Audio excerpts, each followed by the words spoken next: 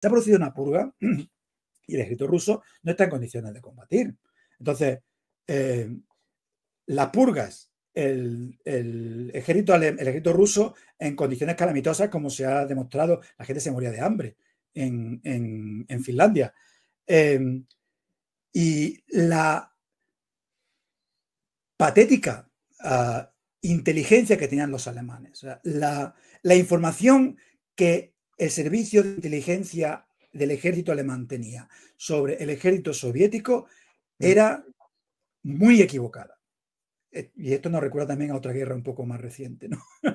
Lo que ha pasado en Europa Oriental, ¿no? O sea, el ejército alemán pensaba que el ejército soviético era mucho más pequeño. El ejército alemán no sabía cómo eran los tanques del ejército soviético, pero sobre todo el ejército alemán no sabía la capacidad de regeneración que tenía el ejército soviético, ¿vale? Y valoró que a lo mejor se había destruido mucho la oficialidad en las purgas. Eso creo que también afectó mucho. Claro, pues digo, las purgas que se demostró en la guerra finlandesa. Sí, digo que creo que fue lo que más valoraron.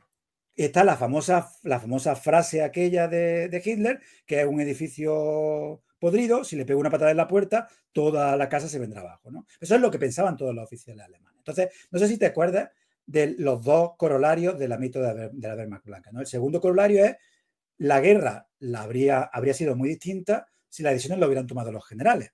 Pero es que los generales apoyaron todo y cada uno de esos grandes errores que luego más tarde dijeron que eran errores estratégicos, ¿vale? Nadie se opuso. No solamente nadie se opuso, sino que estaban fervientemente. Si tú lees los diarios de Halder está encantado con la invasión de la Unión Soviética. Y los generales alemanes estaban encantados con eso, ¿no? Lo mismo pasa también con la declaración de guerra a los Estados Unidos. Mucha gente no sabe que no son los Estados Unidos los que declaran la guerra a Alemania. Es Alemania quien declara la guerra a los Estados Unidos. Y nadie se queja, nadie piensa, qué locura, ¿cómo le declara la guerra a los Estados Unidos? ¿Cómo le declara la guerra a la mayor potencia económica? No. Hemos dicho que los generales alemanes son miopes. Los generales alemanes lo que dicen es que Estados Unidos, si el Estados Unidos tiene un ejército tan grande como el de Rumanía, cosa que era cierta, el ejército americano estadounidense era muy pequeño, era como el ejército de Rumanía, tan grande como el ejército de Rumanía, que Rumanía era un ejército bastante grande, por cierto. Claro, los generales alemanes, que son miopes, como he dicho antes, lo político y lo económico, no son conscientes de lo que significa que los Estados Unidos entren en la guerra.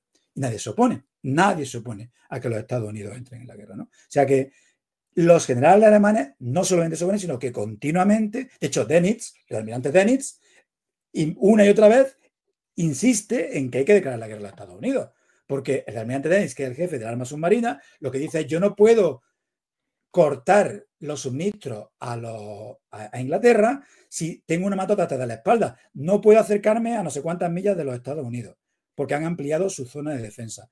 Los patrulleros americanos están patrullando fuera de las aguas norteamericanas. Yo estoy con las manos atadas. Permitidme atacar a los americanos y entonces os vais a enterar de lo que realmente es la potencia de la arma submarina. Y de hecho, esto es lo que se llama el segundo tiempo feliz, cuando Estados Unidos entra en la guerra y los submarinos alemanes se les permite actuar en aguas americanas, en aguas del Atlántico Occidental y contra los barcos americanos.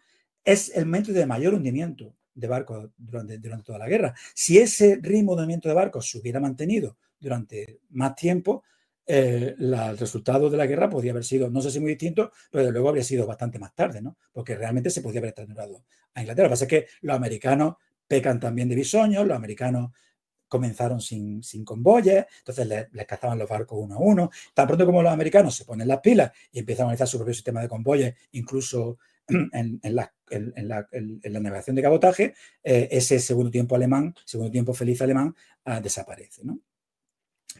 Entonces, ese primer corolario, al que quizá volveremos un poco más tarde, pero ese primer corolario de que los generales alemanes, si hubieran hecho la guerra a su gusto, el resultado habría sido muy distinto, ese primer corolario es falso, porque los generales alemanes nunca se opusieron a las grandes decisiones estratégicas de la Segunda Guerra Mundial.